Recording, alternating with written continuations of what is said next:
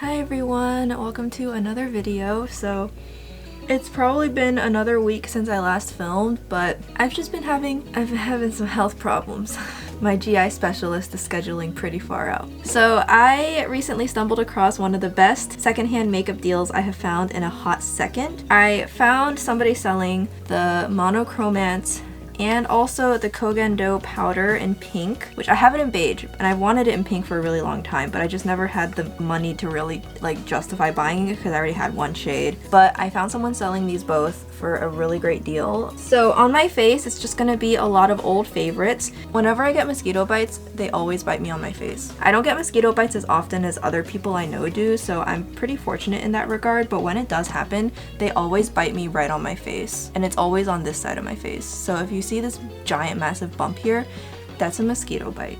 There is a half off Morphe sale going on, so I am going to be, I already ordered a replacement of this, so thank the heavens I'm not gonna have to use this old grody one anymore because, yeah, I don't know, I feel like I shouldn't be using it. Oh, by the way, my primer was the Bite Beauty Change Making primer. It's the hydrating one. If you want it, go get it. So now whenever I use it, I feel like I kind of have to drip out all the water. I kind of have to let the water drip out until I get to the actual substance. It says it has a 12-month shelf life. I think that would probably be closer to 10, honestly. Okay, so I'm seeing other YouTubers who posted video reviews and received it in PR. I'm seeing that they made this video about a year ago, and it says that this person published it on May 21st, 2021, and I'm pretty sure this person got it in PR, and if not, it was really close. And then this other person posted it April 30th, 2021, so actually this is about a year old. Honestly, it started separating on me what feels like maybe 2 or 3 months ago, so the shelf life is not, I wouldn't say the shelf life is as advertised. I can't really say I'm surprised given who this comes from, but the sad thing is this is so good. This is such a good primer that I bought a new one anyways. We'll see how long my second one lasts. I'm definitely will pay closer attention because I'm like, I wish I had a replacement for it because then I would stop using it, but I haven't found anything better yet. We're gonna go old school a little bit. I'm gonna use my GIORGIO Armani Luminous Silk Foundation in the shade 2.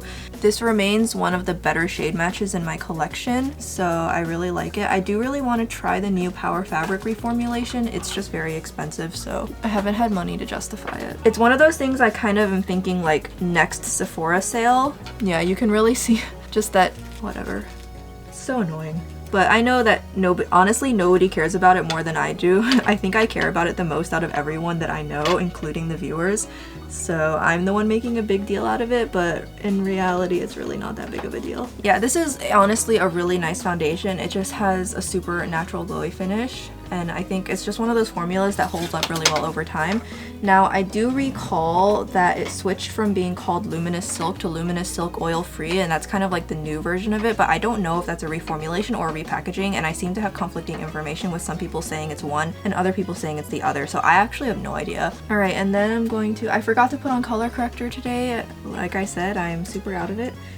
But I'm just gonna put on some concealer. I saw that Olive Young now has Picasso brushes, and I've always wanted to try Picasso brushes because for the longest time that's the only brushes Pony really used. And I saw that they had the 310 concealer brush, but Pony always used the 620 one. They look similar though, so I'm heavily debating buying it because I kind of want to see how it holds up compared to the Clinique one, but I don't know if that's different from the 620, and I can't find any information about how similar or different they would be. Was the 620 natural and the 310 is synthetic? I have no idea, but I'm super tempted to try it. I definitely have a lot of those brushes on my Olive Young wish list. I am still definitely a pretty big sucker for whatever Pony uses. Okay, and then I'm just going to use some setting spray from the Alba, just so that the powder can have a nice, base to go on. Although you can see that the sprayer is starting to run low, so it doesn't spray evenly like it used to, so. But I have 2 backups, so I'm good. Alright, so I'm going to try this Kogendo powder. So this is in pink. You can see here, it's a very bright pink shade. Definitely reminds me of the Huda Beauty Cherry Blossom one that I wish I could find, but I can't because it's just out of stock everywhere. And I know Huda said that she plans on, it's not limited edition, it's permanent, but I'm rapidly losing hope. Okay, yeah, you can see a very clear difference in how much that brightened, so I think I put on too much. So I'm gonna put on a little bit less on this side of my face. This kind of gives me that effect that a lot of Americans do where they use a super bright concealer. It's kind of making me feel like that. I don't really know how much I like it. or it kind of feels like a powder version of like a Korean tone-up cream. If anybody knows what those are, those pinky creams that basically exist to make you look paler. It also has a significantly larger amount of glow than the original one does. Like, you can really see it on my face how glowy it is, and it's, especially right here, I feel like it's, I can really see all of my pores because there's actually a significant amount of shimmer in this powder. Actually, there is. It's a lot glowier than the other kind. So on the inside of my face where I applied it first, I don't think it's really that flattering. See how these bumps under my eyes? I have these like little micro bumps, right? And I know a lot of people have them. They're pretty normal. But these micro bumps are become a lot more obvious with this powder on top, whereas usually I can conceal them pretty easily. And so I'm gonna take out the other one I have, which I use. Here's beige on this finger, and you see how much less reflective that is? This one definitely doesn't have that level of shimmer. I feel I've like been able to, I can go completely ham with this, and I feel like it never emphasizes or shines. So I'm gonna put this on the perimeter of my face. I'm kind of glad I didn't pay full price for that pink one because honestly I'm kind of let down. I was expecting them to be the exact same in terms of formula and finish, just different colors, but this is significantly more shimmery and I can't really say I like that. It's like, it's even glowier than the JACLYN one, and because it's pink, it doesn't necessarily look the best on me. It's kind of making me look a little gray. I'm not sure how much use I'm gonna get out of this pink one. I can't really say I would recommend it in comparison to the beige one, which is one of my favorite setting powders of all time. I'd say the original one's better. This one, I wasn't expecting this, but the beige one's really good. Okay, well that wasn't a really good start, guys. All right, so I'm gonna just go ahead and dive into this. I'm going to go into this side here. So this is the alter ego, and we're gonna be on the ego side. This is definitely looking like it's going to be a really pretty contour powder on me, so I'm just gonna go ahead and start contouring the outer parts of my face using this shade. And I don't know if this palette, some of these shades look like they may have been touched with a brush, but I don't really see any evidence of like a finger swatch being done. However, I do know these mattes are generally pretty hard pressed compared to other eyeshadow formulas, so there's no fallout, but that does mean you have to build up pretty significantly, and this shade also is pretty light to begin with, so I'm just gonna rub in nice and firmly with the brush, and then I'll just work it into the skin. And you can already see a really big difference. It's like at first it feels like I'm putting nothing on my face, but then when I'm done and I kind of look back at the mirror from a distance, I can see that I've definitely added some pigment. Okay, so you can see that I was able to add just some shading using that, and of course, again, please ignore my mosquito bite. Okay, and then I'm gonna go in and do my eyebrows. Did that out of order, but that's fine. So I'm just gonna use the NYX brow pencil as usual, since this just happens to be the one that I have open right now.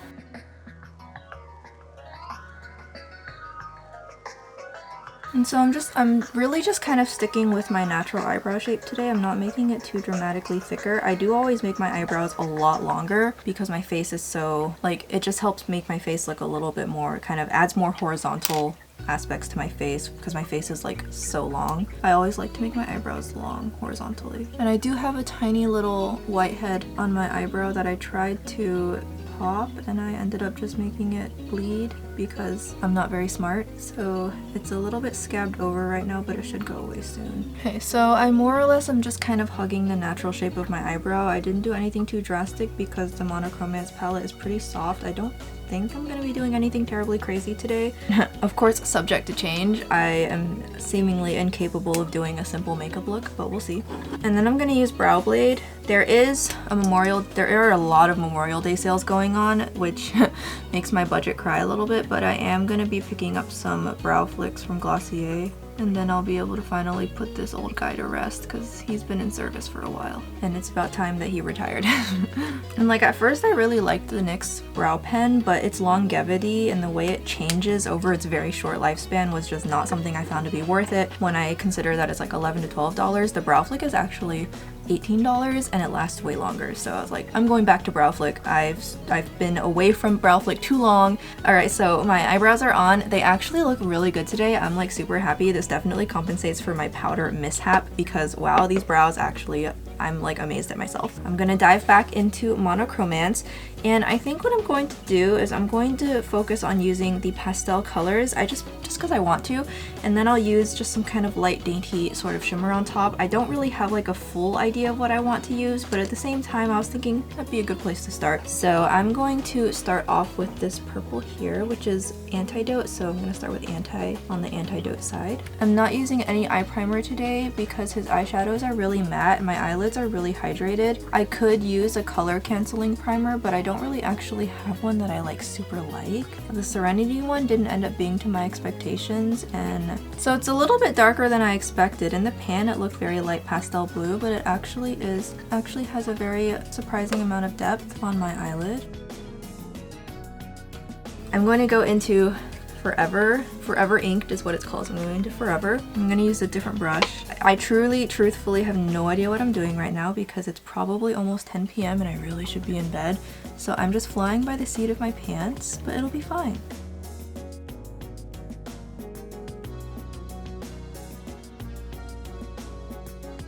I do have to be careful about putting blue on my lower lash line though, because if I'm not careful, I'm gonna look like I have a bruise. I thought Buster was starting to decline, but then he bounced back from it again and he's doing fine, so I think he's immortal. The vet was surprised too. The vet was just like, I don't know, man.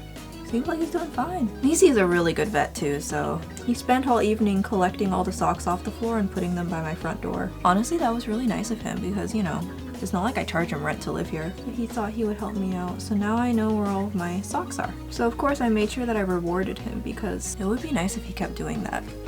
Okay, so I kind of did like a petal shape or maybe like a wing shape where it's hollow on the inside. I don't know why I made it hollow on the inside. I guess that's just what I felt like doing. So I'm now going into Inked because I want to add some depth to my lower lash line and not look like I have a bruise. So having some depth here is definitely going to help. And I do like how I look with a heavy lower lash line. It just really opens up my eye.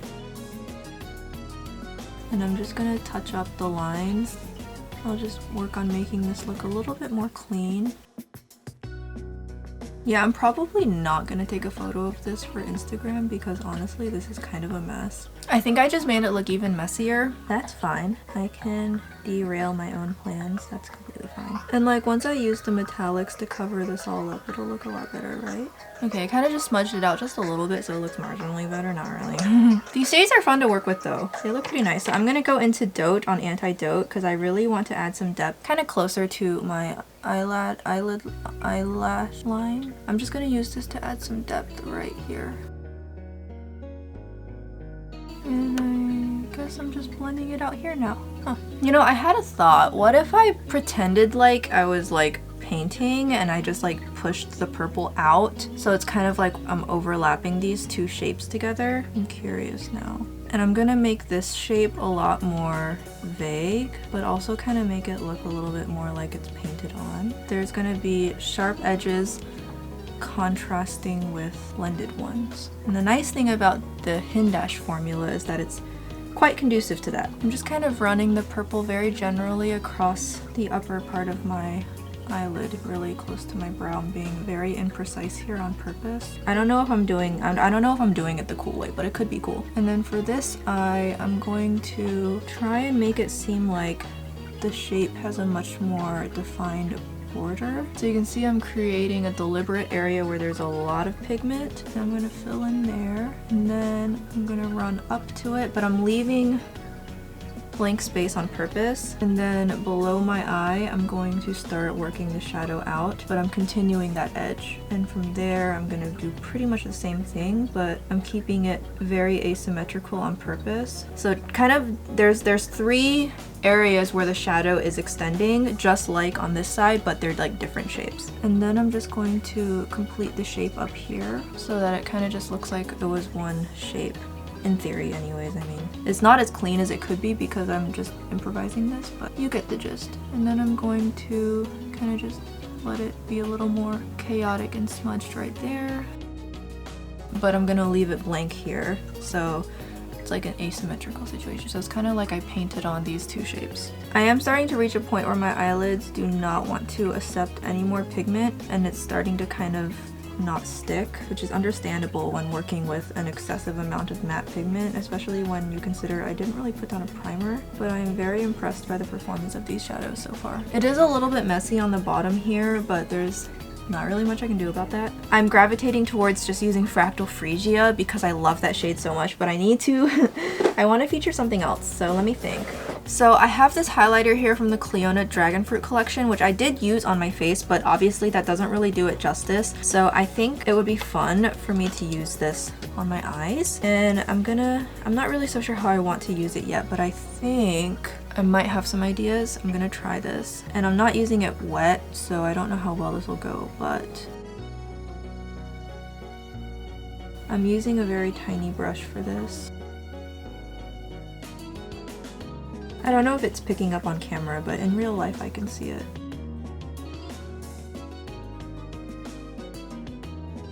I don't know if you can see it. Maybe if I turn my head it's easier where I'm putting it. And then I'm gonna work it over my eyelid so you can really see it here. Yeah, this highlighter matches perfectly with this look. And then I'm just gonna kind of put lines wherever else I feel like they'll help. And there's no real hard and fast rule for it, honestly. I just kind of am looking at my eyes and I'm looking at the space and I'm thinking to myself, where would a line look better? And again, if you want it to look more clean, definitely wet your brush. Don't do what I'm doing, I'm just lazy. And anytime I'm dealing with a little bit of fallout, I'll just take a clean brush and just very lightly flick it off.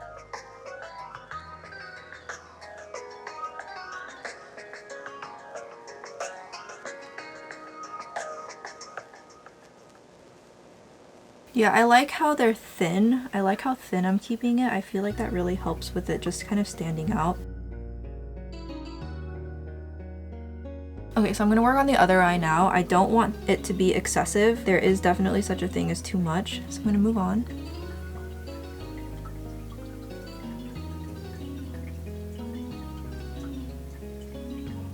And I'm going to have them be generally symmetrical, but not perfectly symmetrical.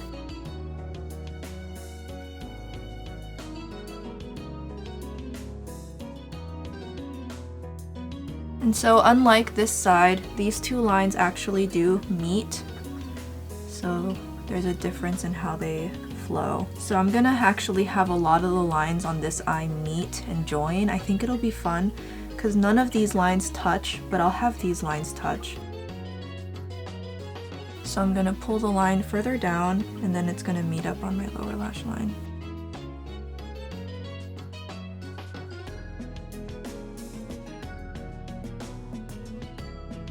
So as you can see, I drew an extremely long line that runs all the way around my eye and then ends opened here. And then I'm gonna fishtail it just to kind of match up with the other shapes that I drew.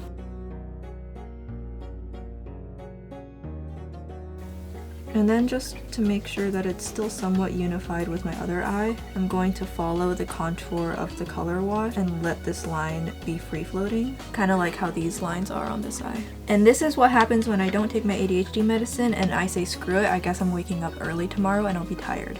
This is what happens when this is what I do to myself, so. I can't necessarily say this is a good artistic result, but it was fun to get there. But I can't necessarily say this is gonna actually be, like, even though it was complicated to pull off and I'm drawing a lot of fancy lines, that doesn't necessarily mean it looks good. That doesn't mean this is a good look, because this is not a good look. It's a fun concept. I could see myself executing this a lot better if I like actually tried, but I was just no thought heads emptying myself through this, so yeah, that's how I got here. Really pretty though. So I am gonna use Fractal Freesia because this shade is just too much. It's so good. And I'm going to just take this on my finger. Ever since, I don't think I'm the reason, but I've noticed Fractal Freesia suddenly has been really popular, and I know after they reposted one, after they like shared my initial post using it, they suddenly got a ton. Apparently they got a lot of inquiries about it, and so I'd like to think that I had a part to play in Fractal Freesia getting really popular. I highly doubt I'm that significant of a person, but it's fun to think that I was. And I'm basically just using this shade to fill in the empty space. It is a really great way to just add a little extra something but being surprisingly subtle. Like, it really doesn't draw much attention to itself, but it just makes everything else look really elevated. I like this shade a lot. And I remember I missed Orchid Overload, which is the kind of the purple version of this, and I was so sad. But they did respond to my comment saying that they'll bring it back. So if it gets brought back, I will buy it immediately. There will be no time wasted. It is going to be in my hands. But yeah, I'm just gonna dump Fractal Freesia all over. It's just so pretty. Okay, and then I'm gonna use a brush for my lower lash line. And I'm just gonna clean off the brush I used for the Clionadh shadows because I actually have a lot of brushes that need to be washed. And I'm just gonna pop this on the lower lash line. And I don't want my lower lash line being shiny to compete with the lines I laid down, so that's why I'm using this. And as you can see, it really is just so pretty. It's like not super creamy feeling at all, honestly. It feels pretty hard when you rub it with your finger, but that really just means it's gonna last longer and it's not gonna dry out and become unusable faster because it's already pretty firm to begin with. So I think it's a good thing. Okay, and then I'm going to take this brush and I'm gonna use this just to push more product on because you can really get this, you can really layer on the shine with a brush. The finger is just more diffused. And I'm gonna use this to basically hide all of the parts that I don't want people to see. Okay, so Fractal Freesia is on. The shimmer that I wanted is on. The only thing I'm missing now is going to be an inner corner highlight. And so for that, I think I'm going to use this as my inner corner highlight. I know it sounds strange, but it'll actually work super well because it is so glowy, but also subtle. Okay, I put on too much. And here on my inner corner, I think you can really see what I'm talking about when I say that this powder has a lot of shimmer to it. It actually makes for a really pretty inner corner highlight. Oh my god. Here, I'm going to be careful to apply it without going over my lines. This is a really good inner corner highlight. And then I'm just going to take a little bit kind of outside on the other side of the line. Maybe I'll use this more than I thought I would. Okay, so that's gonna be my inner corner highlight because I don't want it to compete with my eyeshadow. I'm gonna see what happens if I don't use upper lash mascara and I just use lower lash mascara.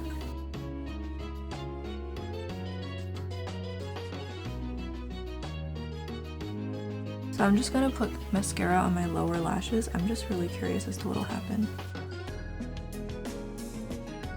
And for it to work, you have to use a mascara that really can emphasize your lower lashes so that your lower lashes become very visible and significantly heavier looking. So I'm using the Huda Beauty one. It really clumps my lashes together in a way that I really like. The only downside is that because I have monolids, when I blink my lashes touch, so you can kind of see where the lashes are sticking, but that's alright. This is me with literally just the lower lash mascara, so it's kind of like I'm almost just emphasizing my lower part of my eyes. It creates this really interesting appearance. Because I don't have a waterproof mascara in yet. I thought I had ordered one off YesStyle, but I realized in hindsight it said 21 days.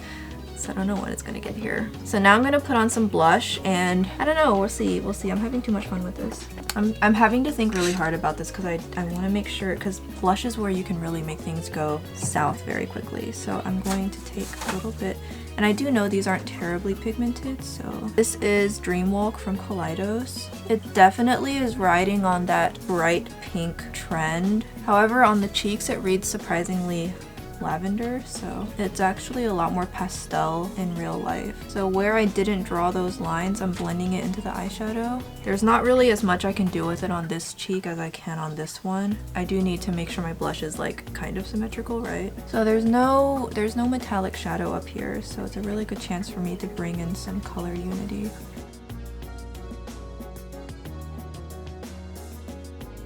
I'm gonna fill in that empty hole with that. It actually works really well.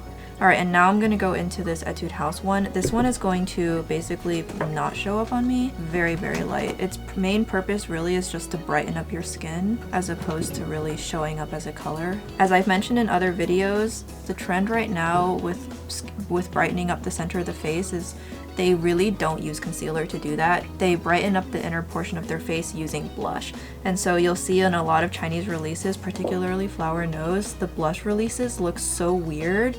It's like, whose skin is this gonna show up on?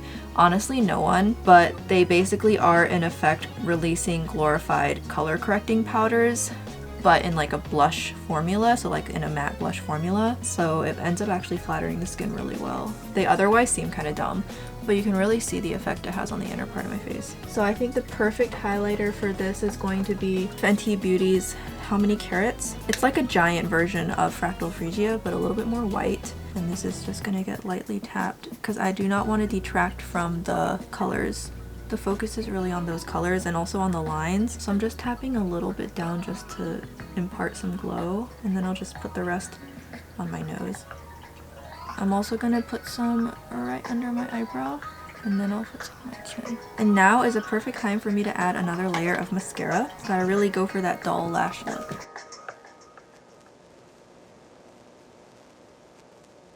Alright, so the lashes are even heavier now, which is perfect. I've been getting whiteheads right around the edges of my lips lately. It's not cold sores, it's just like a whitehead, but it's so annoying. I did overline a little bit more than normal because I need to balance out what's going on up here. This is gonna be the Ink Tint Serum in shade 10. It's been a while since I've used this formula on camera, mostly just because my life has been taken over by Romand, but I think this will work.